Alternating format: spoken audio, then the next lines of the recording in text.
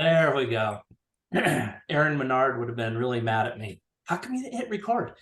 Okay, so yeah, so the creative side of things is coming out just because we're in a shifting market and it's a little more challenging to get some deals done in some circumstances, and just the very nature of how we're doing them changes. And so I applaud all of you for being on here. As Stephen Covey would say, good job sharpening the saw, right? You gotta take, how many of you done woodworking? Anybody? Yeah. So yeah, there's nothing worse, Jeff, than working with a dull saw, right?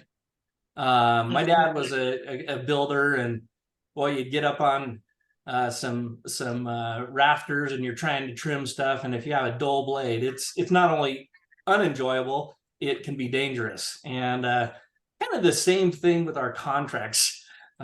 We were dealing with big transactions, big dollar amounts, the biggest asset for most people. And boy, I tell you what, if we don't know what we're doing, like Josh was pointing out, it can be not only tough, but sometimes a little dangerous. So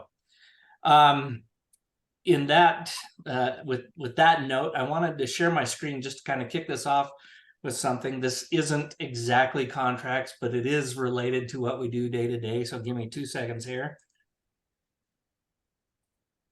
Okay. So y'all know that I'm a stat geek.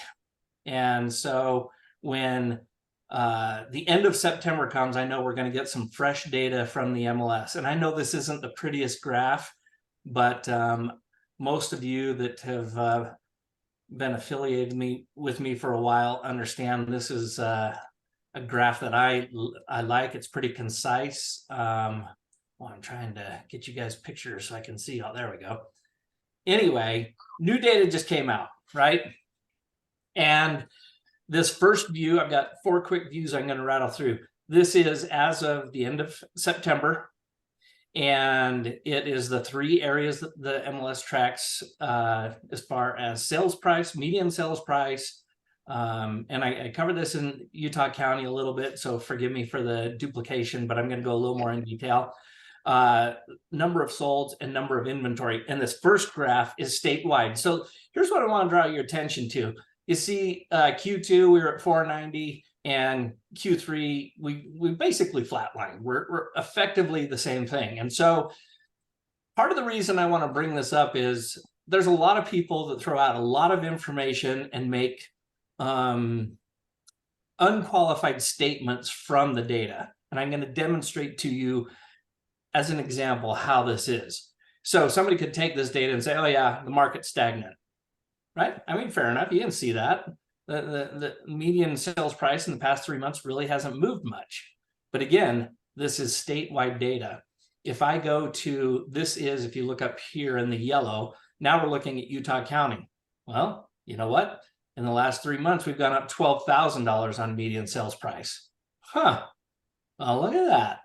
And if I go to Weber, North Davis, they've actually decreased 11,000 in their median sales price. And if I go to Salt Lake County, they've gone up 6,000. And so I guess my point to you is, don't just take people's stats and data at their face value, because it always, and I mean always, depends on the context, right? So going full circle, if somebody's just not really paying attention and they just took statewide data, I mean, this includes St. George, Iron County, you name it, all of the data wrapped in. And so you got to be a little more granular in your approach. Now, having said that, I'm going to pull up Utah Counties because I'm very familiar with Utah County's numbers. Let's see. Josh Sterling, Josh Bingham, Brian Walker, you guys are Utah County focused. Are you noticing this? Are you seeing prices go up, or does this not reflect what you're seeing? Go ahead and chime in, unmute, and give me a comment.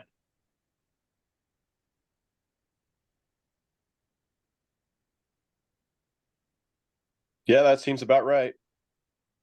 Yeah.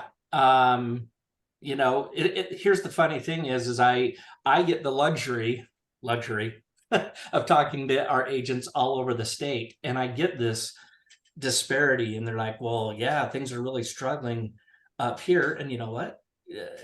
I don't want to say they're really struggling, but they're not experiencing what Utah County is versus Weber versus Salt Lake. And so I think this is always good data for you to have. I've recommended to agents for years, every quarter this comes out. It's usually by 5 or 6 days after the quarter, the new graph comes out.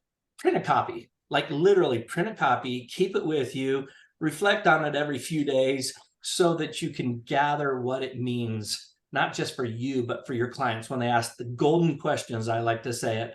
What's going on in the market? I mean, the untrained agent is going to say what? What's the untrained agent going to say? Joyce, you've dealt with plenty of untrained agents. What do they say when someone asks them, what's going on with the market? You're muted, sorry. Joyce, you're muted.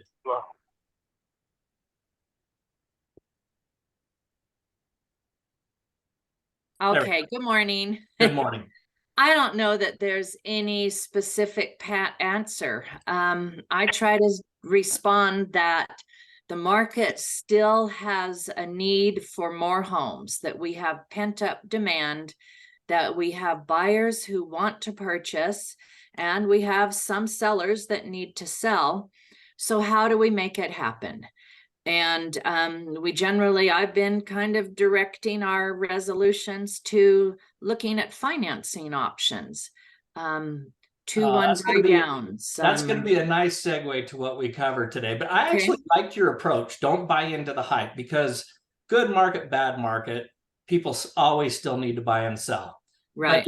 But if you have a high analytical, my point was most of your peers that are out there don't spend a lot of time here. They're just like, yeah, okay, whatever.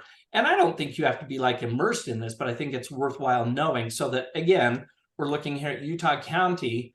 If I was talking with a buyer right now, looking specifically in Utah County, I'm going to use this information to my advantage. I'm like, hey, listen, contrary to up north, right, where prices have come down a little bit, Utah County is not suffering. Can I share with you just a quick snippet of data? The past 6 months, pricing has gone up, right, from 470 to 500. That's, I mean, that's the data, right?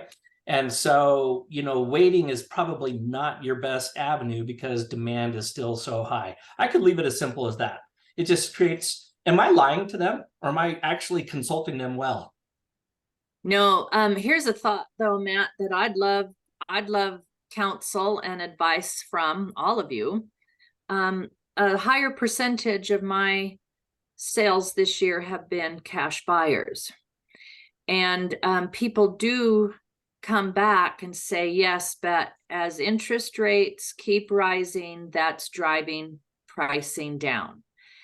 I don't really have a good story, a good script for that. That's a fair, honest, real question. I appreciate it. So I'm going to turn it to the group first for their answers, because then I want to weigh in on what I would say. Hey, Dan. Oh, look at Dan. Can you hear me? Touting that he's in Hawaii. Whatever, Dan. Yes, Bill, go ahead. Oh, sorry. I'll try to keep the dolphins down. We all hate you, Dan, collectively. That's it. Just wanted to show you this morning. Yeah, whatever. Okay. Don't worry. I'll cover you back at the office. Yeah, thank you. All right. So the question Joyce asks is, you know, what is a good story to tell people? Restate your question, Joy. I'm gonna hack it up. Restate your question. As buyers talk about, I discuss with them that prices are rising. So waiting is really not going to save the money, and rates are what they are. They will never be back at the 3%. So this is life. And hey, I sold houses when interest rates were 10% or 11%. But often a buyer will say, yeah, well, you know, if interest rates are rising, then sellers are going to have to start bringing their prices down in order to get their homes sold because the buying pool is not as eager. I don't have a script for that. Yeah. Yeah, Okay. Joyce, let me take a stab at it if I could.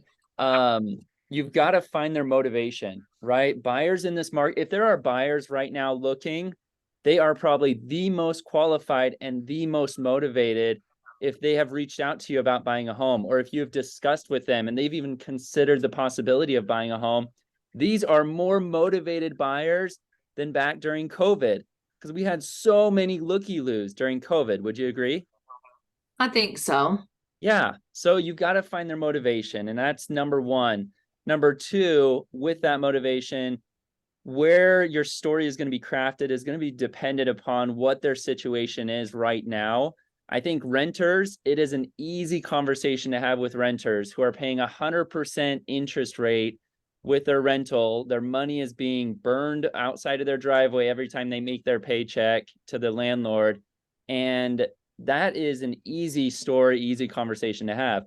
For someone that's maybe selling their home or needs to sell and wants to buy a new one, whether they're moving up or they're moving away out of state, things like that, that might be a different story. For people that are looking to get into real estate, there's no better time than right now, between now and April. Because here's the flip side. I always turn it on them and I say, yeah, you're right. What if interest rates continue to go up and home prices continue to go down? And let's say you bought right now. But can I ask you a different question? What if interest rates tend to go down? What's going to happen to home prices? Which one are you going to take a gamble on? Because that's really the question at hand. No one knows what will happen, but is it the right time for you right now? Do you feel? And is there enough motivation? Is there enough of a desire to buy right now? Because I can guarantee if you hold it for 2 years, if you don't plan on moving for 2 years, if you buy a home right now and don't plan on moving for 2 years, you are going to be praising my name as you praise the Lord. Because Wow, I Josh, you, real you are estate, bold. You are I bold. promise you, real estate will be better in 2 years, no matter what. And Utah is such a strong economy. I can Right. see that without any doubt. So hopefully that. That was great, I don't know if Josh. I don't know if I would use his qualifying himself as deity, or at least on par with deity, but Right. I get it. No, I get what you're saying, Josh. And I just pulled this up on screen. We covered this in our sales meeting. This was part of the slide deck that Lifetime Home Loans put together for us. It's one of several. I thought it was phenomenal. And so to your point, Joy, there's a lot of ways to go, and I got to get to our contract portion here in a minute, but I would say this. I think one of the simplest things is to kind of a tangent on what Josh said is, so how much are you paying currently in rent? Mm-hmm. Right? Start quantifying it in their mind. How much you're paying in rent? When was the last time rent went up for you? Now it's either recent or they're overdue for an increase in rent. And this is what they call fear, uncertainty, and doubt, but it's based in reality. And here's what I like to use. Do you want a way to not only have an asset that's going to appreciate in value and literally be a tool to help you financially and be your biggest wealth generating tool that you could have? And oh, by the way, fix your rent rate for the next 30 years so it doesn't change. I think you just hit a nerve with a lot of renters, first-time home buyers, et cetera. And showing them a graphic like this, right? Going back to the 1940s, there's only been a few instances. I mean, if you look in 1990 and 1991, I mean, a 1% drop and a 0% drop, you're pretty much stagnant. That's not really a correction. The biggest one was here, right? In the 2007, 2008, 2009, which was what do they call it? The Great Recession.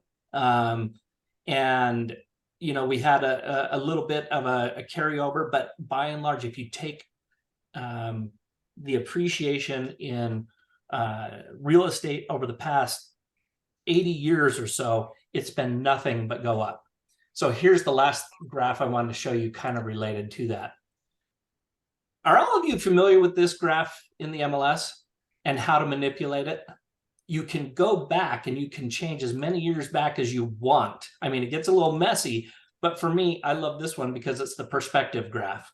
So when you talk about, oh my gosh, look at, and again, this is statewide. I could break this down by county if I went in and modified the search. But you can see going back to January of 2011, when the median sales price was a set 175, even with our correction that we're coming out of, we're 492. I mean, you're getting close to a triple increase in value. And oh, by the way, you didn't fund the whole purchase. You only funded 5%.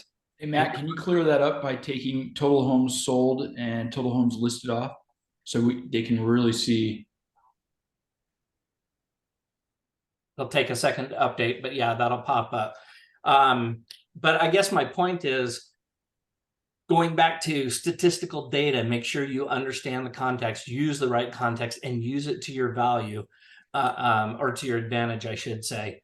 And so the point is, Parker's drawing attention to, and eventually it will update. I just have, as you can see up here, 500 windows open, but it'll show you this blue line. There we go. I mean, going back essentially for 12 years, right? Your value started at 175, even with a correction, you're at 492, and pretty soon we will be back above the high point. We're not even talking yet about mortgage interest rate deduction. We're not talking about your fixed rent, controlling what you can do with your own property. All the things that we know are great for home ownership if you were looking just at the financial value of it. On 175,000, 10% of that would be 17,000. So when somebody invested in this, right, if they did a conventional, they paid $8,500. And I don't have a calculator here, but 492 minus 170, it's 300 and what is that? 320,000 roughly dollars in appreciation on an $8,500 investment. I don't know. I think it's a pretty good idea. So did I get you a little motivated statistically this morning? Please say yes. Or a thumbs up or whatever, American Sign Language for Zoom. All right, let's shift gears here. Let me stop sharing for a second. With the shifting market, I am seeing a lot more, and I mean a lot, a lot more people coming in and asking questions, and I get it from the agents, so the clients ask about it. And Carrie Moss, if she's on here, you're welcome, Carrie. You're the weekend call that helps stimulate this thought and figure, hey, we should probably cover this a little more detail in our contracts class. But you're welcome. Yeah, and I just get lonely on the weekend, Carrie. So thanks for calling. Anytime. So, she has a buyer that has a couple of properties and wants to have a third property. And so the first question is, why do people want to do seller finance? And there's a lot of reasons. It could be they have a bankruptcy that they're still under pressure from, or the consequences of, or a short sale. Not a lot of those over the past several years. It could be, in Carrie's situation, they just wanted to get another property without having to traditionally qualify on a loan. And if they could do seller financing, hey, they could get that third property, right? So there's a lot of reasons. I don't care so much about it, but I'll mention the fourth one, which is most of the loans that are out there are somewhere in that 3% range, right? A big chunk. For 10 years, we had loans that were in that 3% range, and now interest rates are 7.5%. Anybody see a motivation to do seller financing? Hey, if you can keep the existing mortgage rate in place, 2 3/4, 3.5%, and only get charged 5%, so the seller's still making a little more interest on it, it's still better than the 7.5% you're currently getting. And doesn't that sound good, Carrie? Doesn't that just sound like the best thing in the world? It does. It does. Yes. It does. It does. It does. All right. There are pitfalls. And I'm going to go ahead and pop up on my screen a couple things. And just to future pace you, what I want to talk about are two documents, right? We're going to talk first about the seller finance addendum, and I guess I better zoom in because it's probably small on your screen. There we go. the seller finance addendum, right? And compare and contrast that with the lease with an option. Ooh, I'm getting some echo. I am going to mute everybody. Feel free to unmute if you have a question, but I was getting a lot of feedback. Okay, so anyway, compare and contrast it with the lease with an option to purchase. And, you know, we haven't had to deal with these a lot in the past because, you know, 2020, 2021, people are just, I don't want to have any contingencies or anything that jacks up my opportunity to buy a house. Okay, so the seller finance, what's the basic configuration you guys have run across in seller finance? I mean, that's kind of a loaded question, as I heard myself say it. Let me make the statement.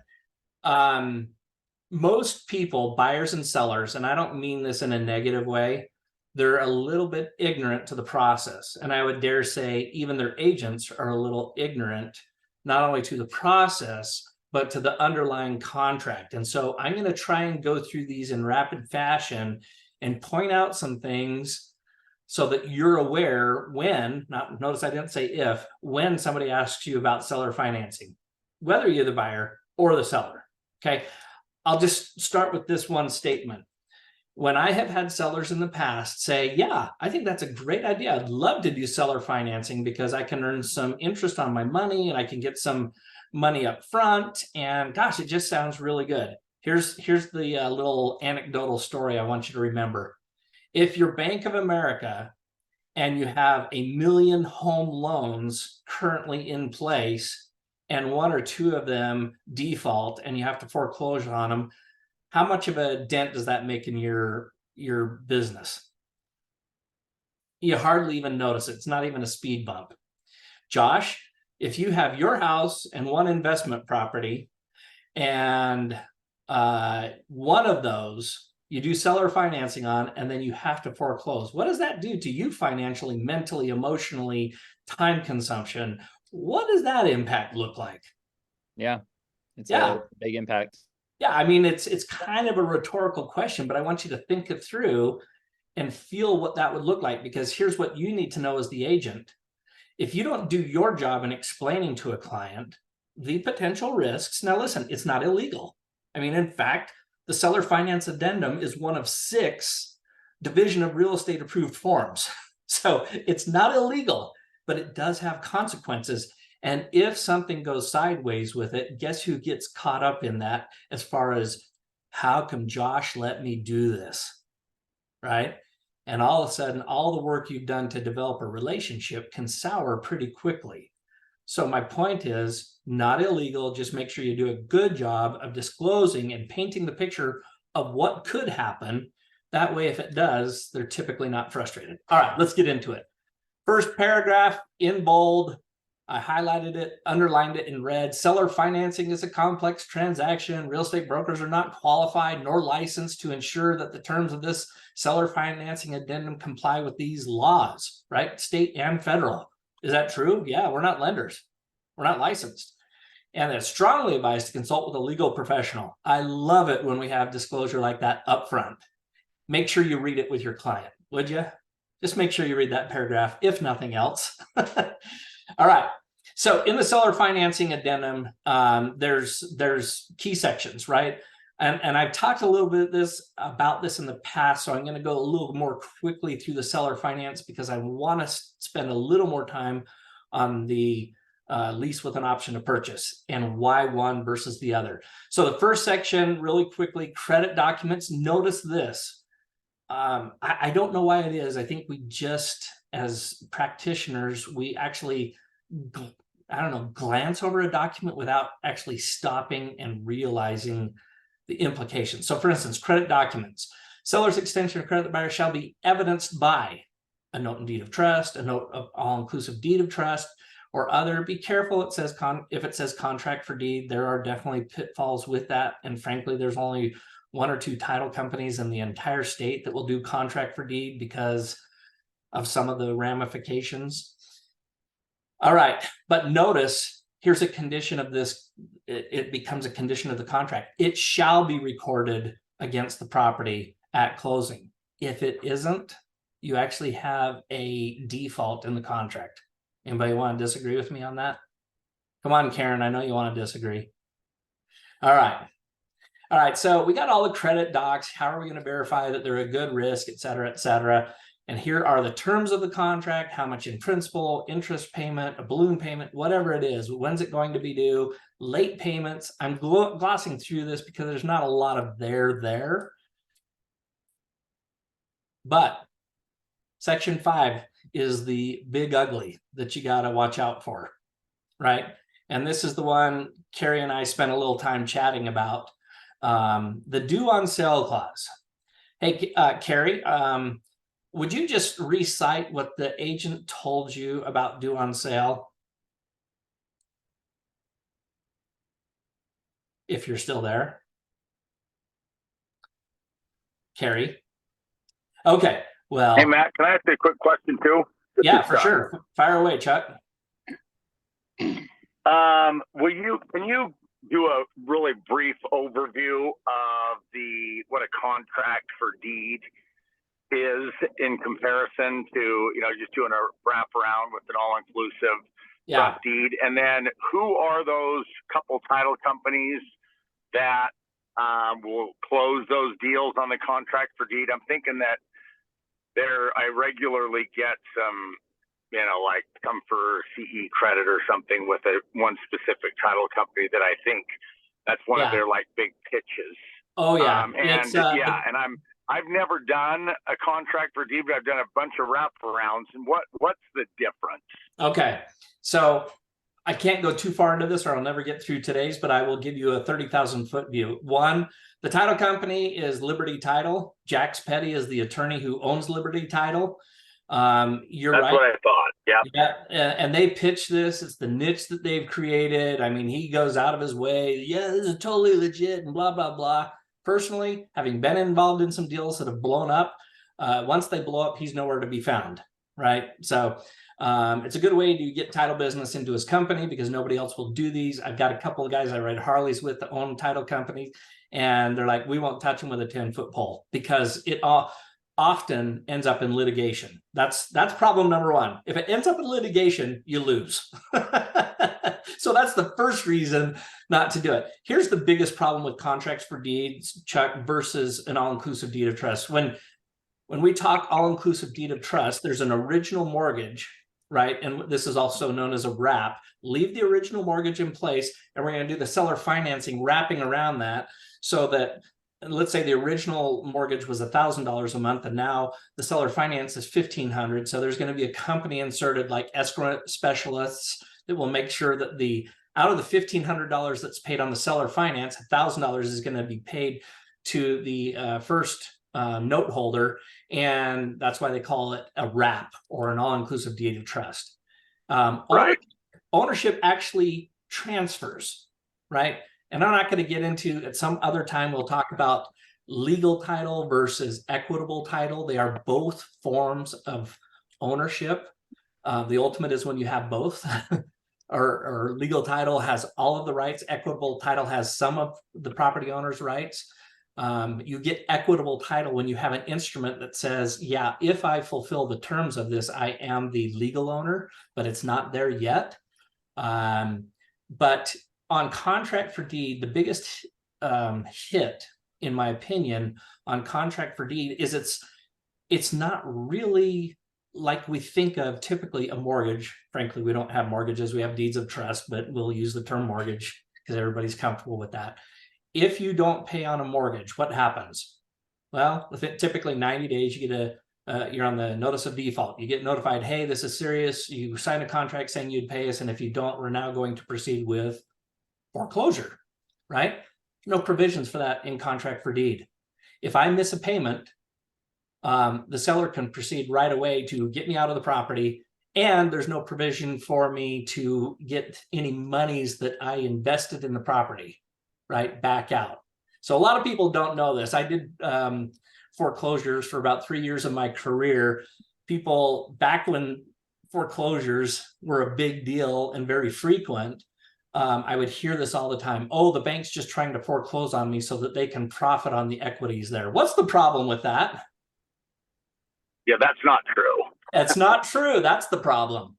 The bank can get the amount that they're owed through a foreclosure. They can get the amount that they're owed, the legal costs for taking it through foreclosure, and marketing it for sale. If there's equity left after that, it's returned to the original buyer. There's no provision for that in contract for deed. So can you imagine going 5 years down the road and spending, let's just say $5,000 a month. So there's $60,000 a year times 5 years.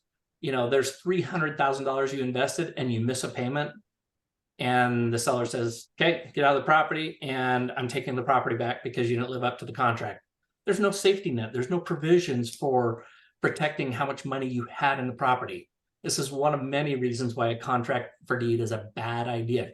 And not only that, whether it's justified or not, if that happens, are people more or less inclined to go get an attorney and see about litigating against the seller? Yeah.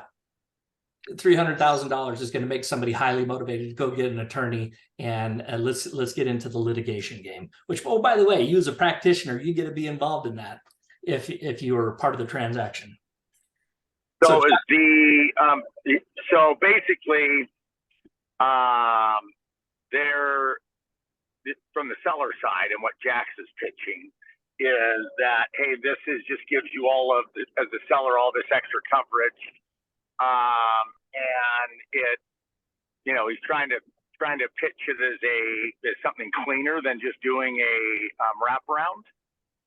Yeah, you're exactly Okay, right. gotcha. You're hitting his main point, which is, hey, as a seller, this is fantastic for you because you don't have to worry about foreclosing on somebody. If they don't make it, you can take their equity. Well, I think it's very disingenuous for somebody to say or infer something like that, because what they're not telling you is, yeah, people tend to fight when there's a lot of money. And whether you win or lose, when you're in litigation, everybody begins to lose. So yeah, what they should have just done was do a lease purchase or whatever rather than that contract for deed. That's right. That's right. Okay. If you don't want to do a wraparound, correct. You know, all inclusive trust deed note. Okay, got it. I thought I was pretty clear on it, but thanks for the 30,000 foot view to just clean that up. Okay, great. Yep. Thanks. Thanks, Chuck. All right, so this brings us back to section 5. This is the big deal of seller finance. If you don't read this verbatim with your clients and make them clear on this, I think you've breached your fiduciary of reasonable care, which means you have liability. So we're not going to read all of it, but I am going to just cover the highlights. Seller shall provide to the buyer a copy of the underlying mortgage, the note secured thereby, and the amortization schedule, if applicable. I need to know what the terms of the original contract is as the subsequent buyer, so I can go in with eyes wide open. And then if the seller's underlying mortgage, this is the big one. If the seller's underlying mortgage becomes due as a result of this transaction, buyer agrees to pay the remaining balance owed and due on seller's underlying mortgage. That's a big freaking deal, guys. You know what? If they had the money at the outset, they probably would have just bought it cash. So what does this, in realistic terms, what does it mean? So before I answer that question, Parker, you and I have talked about this, right? From 2011, and painting with a broad brush, 2011 to 2019, interest rates were at 3%, give or take a quarter or a half point. And Carrie, what did our friend, our agent, say about banks calling the note due? It doesn't happen, and if it would happen, then he just hurries and flips it into a lease option, so he's covered, no problem. Yeah, which is not exactly contractual. He's trying to smooth things out. By the way, I'm not going to say anything disparaging about the person. I'm just going to say, if you get an offer from Evan Child or get involved in a transaction, please call me. He was my agent at C21 Everest. This is quote unquote one of his niches. Guess where he closes most of his deals, Chuck O'Brien? He He Liberty. closes him with Jack. he closes him at Liberty Title with Jack's Petty, and he's got a whole storyline with this, why this is so good. It's just the niche that he has pursued. And I will just tell you, I have a lot of historical data with Mr. Child and some things that haven't always been on the up and up, and saying things were created by an attorney when I know they weren't. And so please, if you end up getting involved in a deal, please consult me early with Mr. Child. And he's done 11 years of this and had no problems. Oh yeah, so that's my favorite line. I've been doing this for 11 years and we have never had a note called due. Okay. Right. So is he talking about so The Evan, due on- so is he bringing offers for our listings, or he's got a buyer? He's Or predominantly, he's a seller. predominantly he represents the sellers. And he goes in Gotcha. and he pitches them. I mean, he's an extension of Jack's Petty. I got such a great scheme. Here's how it works, blah, blah, blah. And you can do this, and doesn't cover all the ugly. I've said Say that again, Chuck. I think we're sat through Jackson's pitch. As always, look sketchy. yeah. So anyway, the point being is, if an agent, I don't care. Yeah, I don't care who the agent is. When they say we've done this for 11 years and never had it called due, there's nothing contractual there. Things change in the industry all the time. And like we started out with, interest rates were at 3% for a solid 10 years. They're more than double that now. And what I told Jerry over the weekend is, if you're Bank of America with 1 million homes with mortgages on them, and you have the opportunity to get, I don't know, 25% of them out of 3% money and into 7.5% money, oh man, you dang well bet I'm going to have a whole department starting to look at transfer of ownership, right?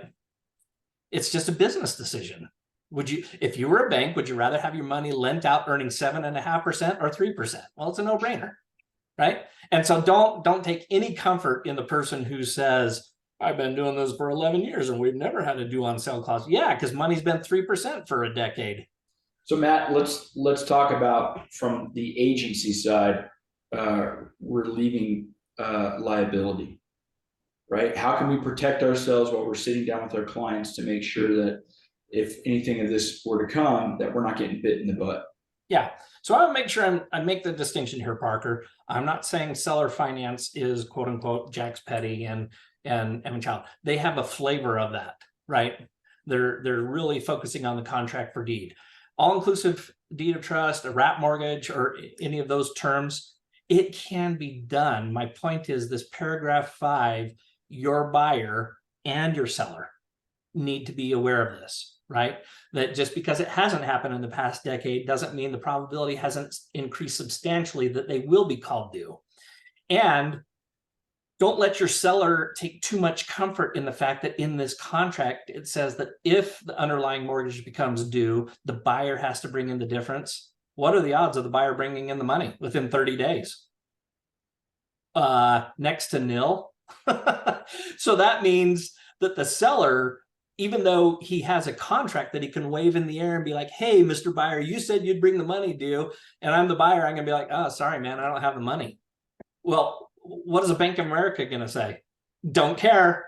You triggered the event and I want my money out at 7.5%. So you got 30 days or we foreclose on the property. So do we have time to answer the following question, which is, why would be the reason for a bank calling the note due, and what circumstances have you seen? I'm a young dude, and so I just haven't seen that actually happen. And so I was wondering, we can talk offline about this, but I was wondering why the bank would call a note due if payments are being made 100%. Yep, there's the other justification. So it's a good question, Josh, and Robert asked also about subordinations. I'll see if I can touch those quickly. The biggest one, Josh, is you're right. If everything was staying stagnant, and this is really what the question you asked was, for that whole time rates were at 3.5%. Yeah, the banks just didn't have a whole lot of motivation. I mean, they're making the payments, even though my paperwork says I could call it due. I'm not gonna, because all I'd have to do is go through a foreclosure and then put the money back out, and I'd still be getting 3% money. So what's my motivation? Very little. But there's a lot of notes out there that are at 2 3/4, 2.5. And all of a sudden I can get triple my money as Bank of America.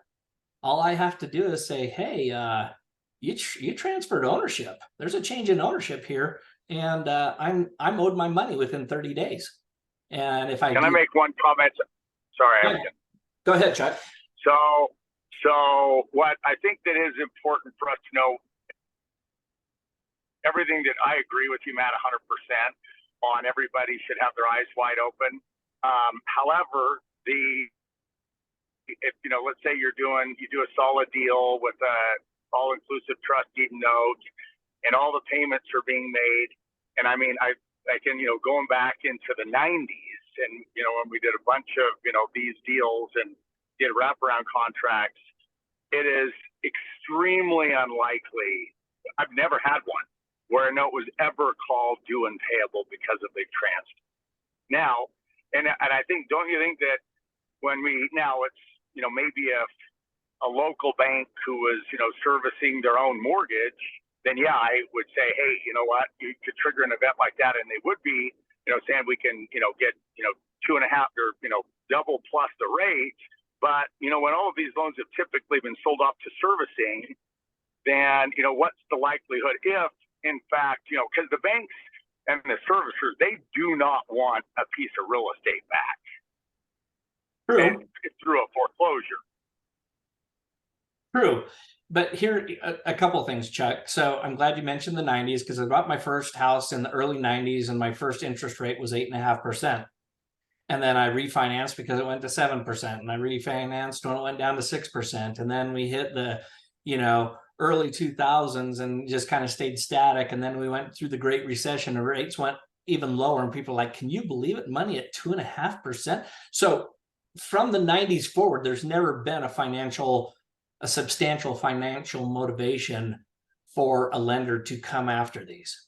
But now you're getting the other side of the parabola, right? Yeah. Money is more expensive, and things are getting tightened up. And yes, I agree, banks don't want foreclosures, but at some point they cross the threshold. We're like, well, the cost of a foreclosure versus getting $500,000 out of 2.5% money and in at 7.5%. They're gonna at least. So maybe the thought would be if we're representing a buyer doing one of these deals, and the seller too, it's like, hey, the thing that would be critically important is it's like, you've got to keep this mortgage current, because maybe as long as it never, and there was never a 30-day late or, something that was even more delinquent, then, the likelihood still probably remains that, a loan servicer is not going to flag something like that if it's current. Yeah. So we don't know that, but you're saying we don't know. Yeah, I'm glad you bring these points up. Hey, one last question, Matt, sorry, but also from the other spectrum of this, I mean, we have historically low inventory. So how good does, the government look, or the loan companies look, when they try and force something like a due on sale clause to raise inventory up? I know it's far-fetched, but right now it kind of seems up in the air. Yeah, I get it. I don't think that's a big enough issue, but here's the thing. Here's what I think the takeaway for all of us is this. Our job, one of our fiduciaries, and again, anytime you hear fiduciary, hear legal responsibility, right? That's what the term means. Your fiduciary of reasonable care should not look like, hey, nobody's ever called the note due. Because here's my favorite saying is, it's never a problem until it's a problem. And if somebody does call it due, and you were sitting there advising your client, oh yeah, nobody's ever going to call this due, and somebody does, you're in jeopardy. Right? And especially if there's a paper trail where you're saying, oh yeah, there's no problem with this at all. My take on this as your broker would be, read section 5, add some context to it. Hey, you know what? Since the 90s, interest rates have come down. And, from 2011 to 2020, they're basically at 3%. So there was never a motivation. But we all know rates now are no longer 3%. They're 7.5%. So there at least exists the possibility that the due on sale could become a thing. You need to be aware of that. You have to have a game plan, in place so that if that happens, you're not caught, unawares. That's your job as with your fiduciary of reasonable care. Don't push them one way. Just make them aware of what the contract is. Again, it's not an illegal order. We have a fiduciary also of obedience if they want to go forward, right? But as a good practitioner, to protect yourself, protect the company, protect the client, make sure they understand Section 5. Okay, I got to move on. I am rapidly totally agree. Okay, so we're familiar with the rest. There are buyer's disclosures, right? So the seller's got to provide them disclosures. It's interesting. A title policy shall or shall not. Well, I tell you what, if I'm the buyer, there's a reason why lenders want a title insurance policy. If I'm the seller, I want a title insurance policy as well. And this is the one that kills me. I don't want to give up my social security number. Well, you have a contract that says you're going to. So, make sure you're prepared to do that. It's the term of the contract. All right. I'm going to jump over now to this. So when I get this question from Carrie Moss or any one of you, I'm going to say, have you explored with your client the ability to do a lease with an option to purchase? Fundamentally, when it comes to due on sale, what's the difference here? Why is this different than seller finance? Because there's no change of ownership yet. That's why. Therefore, due on sale does not apply. Okay. Now, I'm not proposing that this is a silver bullet that works for every situation. I'm just saying, be aware it is an option. Okay. So the first thing I want you to realize about the lease agreement with an option to purchase is it's really two contracts wrapped into one. Okay. Notice at the very top, there is no such thing as earnest money. And we're going to circle back here in a second and talk about option money. Then we go down, you notice this purple section, lease terms. That's the first contract, the lease. And then we go a little further, and there is the option to purchase, which then strangely starts to look a lot like a real estate purchase contract in many of the same paragraphs with slight little tweaks. So one contract that really contains two. Okay. All right, let's talk option money. What's the difference between option money and earnest money? Anybody? Option money is refundable. Maybe. It is. Gotta define it. It is for a short period of time. The option money is a purchase of the option. There you go, Daryl. The option money is the amount you pay for a product, and the product is the option to purchase at a future date at a predetermined price. So you think of buying a product off the shelf. On the shelf, there's this product called, I can buy this house for the next 2 years at a predetermined price. Well, if I want to take that off the shelf and put it in my cart, I pay for it with option money. Now, just like earnest money, the only thing that is similar between option money and earnest money is there is a brief due diligence period. And if things don't match up, let me get to the paragraph. Landlord has to provide disclosures. They're called landlord disclosures, right? Just so you know, you can use a seller property condition form, even though you're the landlord. Contract covers that, just so you're aware. But here's the section that's important. Tenant's right to due diligence.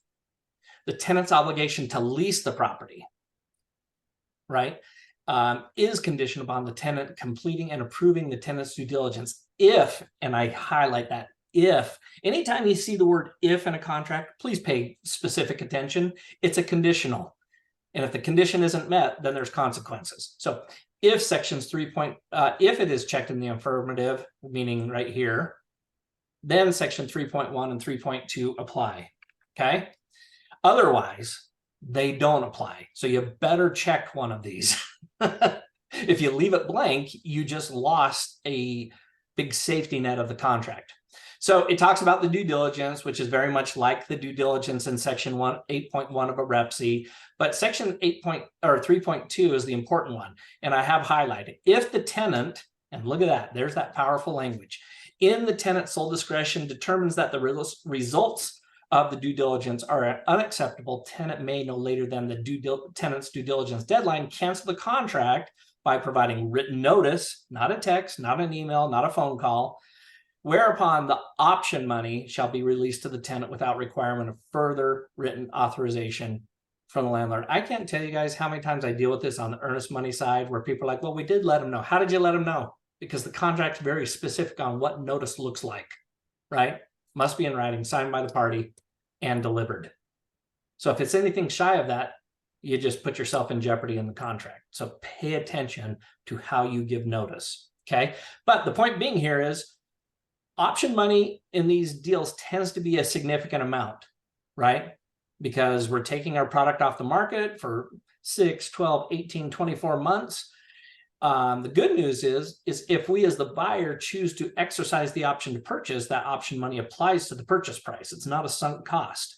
But if I decide somewhere along the road, I'm not going to purchase the property, that option money is lost. It's done. It's actually already released to the seller. Okay. Important things to remember. So option money is the big one.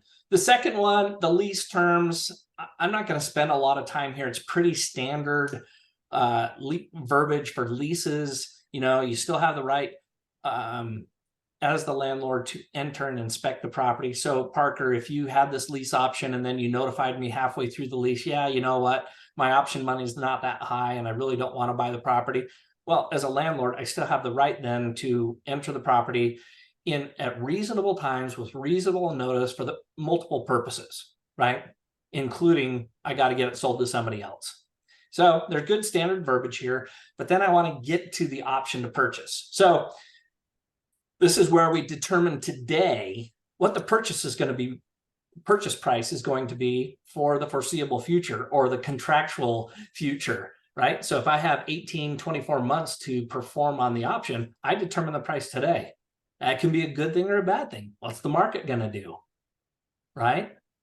If I can, if the house is currently listed at 500,000 and the seller's willing to sell it to me at 500,000 for the next year, I think that's a good thing to tie it up in Utah County. This is a setup, guys. I gave you the data. Really? No participation. Absolutely. Thank you, Brian. Thank you. Yes. You know, the downside is I had to come up with some money to buy that product, but the advantage for me as the buyer is, hey, I may not have a bankruptcy or a divorce or something out of the way for the next 6 months. I can at least secure the property now. And by the way, if the market's going up, there's advantage to me. For a seller, I may need to get some money today and the property's not moving and a option is not a bad thing for me because I get $70, $80, $100,000 in option money. Okay. All right. So here's a couple other quick things in regards to option money. The line that Chuck was talking about right here, option money represents consideration for the option. It's a payment for the option. And then here's the other part that I think we need to be aware of at closing. Now there's no mandate here. The landlord doesn't have to concede to anything here, but at least the verbiage is there to start the discussion.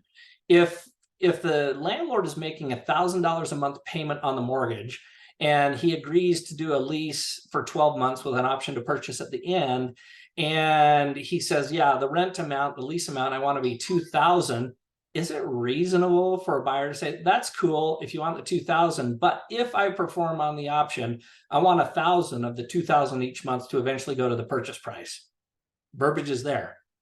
You can cover it. And what it does, think about it as a landlord. Hey, I really do want to sell this property. I want to get all of the money out. So I'm going to keep this motivation there, right? So that the option money amount, the original, let's say 50,000 plus 1,000 each month over 12 months becomes $62,000. It makes it harder and harder for someone to walk away. I'm still making my mortgage payment. I'm not going backwards, but I'm getting the buyer to have more and more skin in the game. Make sense? Okay. Now, 5.3, big freaking deal. In the margin, put BFD. This is the notice of intent deadline. And I've had 2 instances that I can think of in the past 8 or so years where this was not given appropriately. Now, remember, what's the requirement on notice? What are the 3 requirements? Somebody chime in. Anybody? Isn't it deadline is 5 p.m. on that day? Okay, that's the deadline, but what is the requirement for notice? Written, signed, delivered. Written, signed by the party giving notice, and delivered. Thank you, Carrie. Yep. If you miss any one of those 3 things, then you did not give notice, right? And you could potentially, you could be going down the road going, oh, isn't it cool? In 12 months, I'm going to buy this property. If I don't perform specifically on the notice of intent deadline, I could lose the whole thing, including all of the option money. That becomes a sketchy deal. So make sure your people understand how important the notice of intent deadline is. Help them set up Google Calendar items to notify them, you, everybody else well in advance, so you don't go past this deadline without giving proper notice. All right. Let's read that one section. Parker, read 5.3, would you? Sure. 5.3, notice of intent deadline. If tenant elects to purchase the property, tenant must, no later than the notice of intent deadline referenced in section 24C, provide landlord with written notice of intent using the attached notice of intent to purchase property form. Oh, did you catch that last little bit? You don't get to use a cocktail napkin and say, yeah, we're going to buy it. The requirement of the contract, it must be in a specific form, which is the attached notice of intent to purchase property form. If you don't use that, you haven't adhered to the terms of the contract and the seller has an out. These are the little details in contracts that normally aren't a problem. They're not a problem until they become a problem. So pay attention to the details, okay? All that does is, so the few times I've represented clients in doing these, I'm like, listen, don't wait until the 11th hour. If you have 3 months to figure out whether you're going to buy and you figure it out within a month, give them the notice right then and there, right? Just notify them and don't put yourself in jeopardy, okay? All right, everything else on this, settlement and closing, look at that, almost the same verbiage on our REPC, same thing with prorations, fees, costs, special assessment, transfer fees. It's all pretty much standard REPC version of language. So there's not a lot to relearn here other than the few discrepancies, for instance, option money versus earnest money. But I would finish with this, right? 1, if there are changes, again, please don't do a text, don't do an email. It's not the terms of the contract. It's very specific how, notices, changes during the transaction means changes to the property. But same thing, changes in the contract cannot be accommodated without a fight with texts and emails, and there's no guarantee you prevail. So follow the terms of the contract, okay? All right, and then the last one is section 24. Savannah's on here as a TC. You know, this is one of their starting points, is to make sure, A, these are populated, not to be determined. Oh my gosh, if I see you guys put to be determined in one of these date fields, I'm coming after you. Because what does that even mean? And trust me, we see it. So make sure you've got dates in there, make sure you've entered them into your calendar, share it with your clients. So you've got a good paper trail defense if somebody were to go past a deadline. Okay.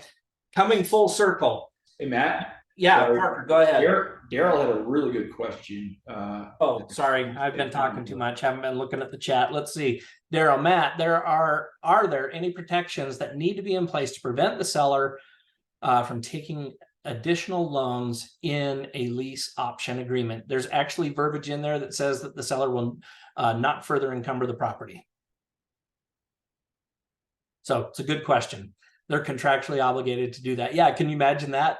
hey, I got this guy on the hook with a lease with an option to purchase, and I'm going to take out a second, a third, and a fourth mortgage on it. It's awesome. Yeah, but there's, Hey, so I Matt, could say I'm the Easter Bunny. Say that, Daryl? I could say I'm the Easter Bunny. Doesn't mean I am. Yeah. So do you want to file a notice of interest or something on the property? Well, you could do that. We're not, those fall into the category. Anytime we're messing around with what's recorded on title, always refer them to have an attorney or have them do it directly with the county. Don't. I guess why I'm scared of that is agents who say, well, I'm going to lien the property for my commissions. Oh my gosh, don't ever do that. is a lease option agreement to kind of make that point, and Daryl following up with what you're saying. So is that something that could that document be recorded or something like you're saying, so that if somebody was trying to further encumber the property, this would show up in front of it? Yeah, I don't, you can do that, but here's the thing. And I wouldn't say one way or the other. Can you record things against at the county? For sure. But fundamentally, I've got a contract in my hand, right? Most of your sellers aren't going to act in contravention of that, because it puts them at huge, not only civil disadvantage, but potentially fraud if they were to encumber a property that they already had encumbered. So could you do it? I'd check with your title people and see what their recommendation is, and if they could record this against as some form of a notice of interest. Worth asking the question. That could be really important these days, I think, because as markets change, then a seller can have the best of intentions, but let's say that there's several $100,000 in equity or something here on this property that's being purchased or something, and someone gets desperate and they're like, I'm going to go and further encumber the property. So if there could be something that was appropriate, and that the title company was like, yeah, we can record that, so that if anybody was looking to further encumber it or lend money to a seller on the property, that this would at least show up in front of that, and then we kind of maybe stymie a deal like that. So Robert Farnsworth chimed in, you can record options and leases, but get permission, right? Let's not be the instigating event. Let's let our clients do that to keep ourselves clear. Robert, I'm sorry, I forgot to talk about, and I'll take a minute here. You had asked the question about what about subordination. Does everybody understand when it comes to loans what subordination is? Just for frame of reference, if I went and wanted to, if I had a first and a second, right? If I had my original mortgage and I took out a HELOC as an example, and then I wanted to refinance my first, they're in first position, which has legal contractual rights to it, right? And they don't have to agree to if I want to refinance, the second person says, yeah, but I have rights as the second position. And since we're going to redo the first one, that would have bumped me into first position default. And so the point about subordination is, if you want to change those terms of financing, you have to get somebody behind to agree, like, yeah, I get it. I was in second position. I will stay in second position. In other words, I will subordinate to the new loan coming in first position. And so could you do that with seller finance? I've never heard of, frankly, I've never heard of that. I just think, gosh, have you had experience with that, Robert? Because I haven't, and I can't imagine why somebody would subordinate in a seller finance situation. There's one right now we've been working on, and we're meeting with buyer, seller, and all agents today at 4:30 down at Pleasant Grove to try to work it out. Is this on a commercial deal? No. Huh. So give me the configuration. There's a mortgage in place with a national mortgage, I assume? No, well, there's a first right now of like 160 or something will be paid off as part of the down payment. The sales price is $1.4 million. and they're putting $1 million down and want to close. And then right before closing, they came back and said, well, we need you to subordinate to a loan so we can get construction to remodel the property for $770,000. And so basically it's like a construction loan. And Yeah. so that's where you'd see it, because in construction, we have to subordinate almost every home you get built. Yeah, it's a 1-year loan. Yeah. And so we're trying to put in place some things that can help protect the seller. And one of them is to have a viewable, at least, 13-month escrow, viewable escrow through escrow specialists, so we can see the payments are going to be made. Yeah. So I'm glad you brought that up, Randy. One of the things you have, if you're going to do seller finance, do not allow the seller to make the payments, right? I had a whole string of houses behind, this goes back to 2010, 2011, behind my street. Investor had come in and built 6 homes kind of in that $700,000-800,000 price range. And yeah, since he couldn't get them sold in that market, he rented them. And this kind of demonstrates the point.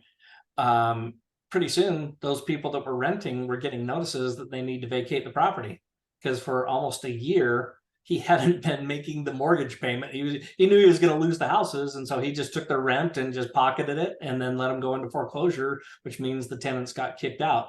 And so much like that in seller finance, you want to make sure there's a unbiased third party contractually put in place to make sure that the payments are applied where they're supposed to be applied. That helps reduce some of the risk.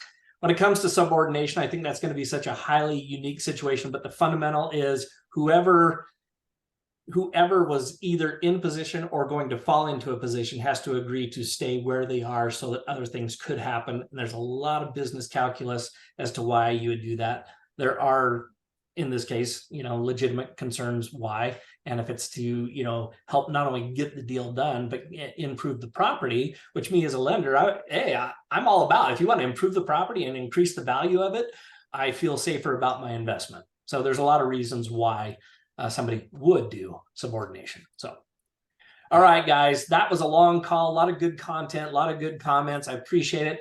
I would just say this, just be careful. And I will finish with this. If you find yourself in the situation where you feel like you're in foreign territory or unfamiliar waters, don't just trudge through it. Reach out to your brokers, reach out to me.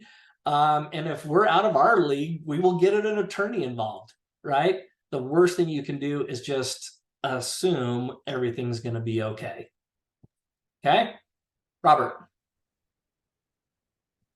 Oh, I think you're muted. I can't hear you.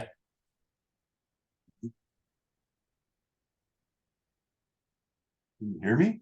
Yeah, I got you now. Oh, that's weird. One quick comment that I put in the notes about the imputed interest rate rule. You got to watch that. IRS is watching it. I understand. I've seen it in a couple articles. And right now it's essentially just under 3%. So don't charge anything less than 3%. The lender will be the one that is assessed the penalty. Okay. There you go. Imputed interest rule. One last thing. This came up in my conversation with Carrie. It's like, well, if somebody does a contract for deed, one of the premises of contract for deed is I will give you the deed after you fulfilled the contract, which could be a few years down the road. Most of your seller financing doesn't go 20 and 30 years. Most of them. It's, hey, we'll play bank for 3 years, 5 years, but we want a balloon payment for the whole thing at the end of that period. I would just say this when it comes to oh my gosh, for once I'm lost for words. Just pay attention to the well, I'm going to muddy some waters. I think I'm going to leave it there because we're out of time and I can just imagine 10 questions from what I was about to say. Listen, make sure that when you do these deals, read through the important parts of their contract, consult with your broker, and don't be afraid of them. Just go in with eyes wide open if they want to do it. It's not illegal. but you do have the fiduciary of reasonable care to take it seriously. Okay. All right, guys. Thanks for being on the call. Yeah. Oh, my turn? Yeah. Mahalo, Matt.